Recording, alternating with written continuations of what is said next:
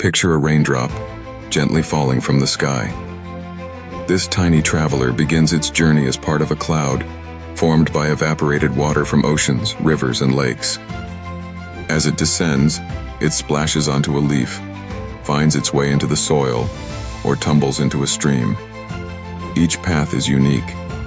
If it soaks into the ground, it joins underground aquifers, eventually feeding plants. If it flows into a body of water, it might travel to the ocean. Here, the sun warms the surface, causing evaporation. The cycle repeats.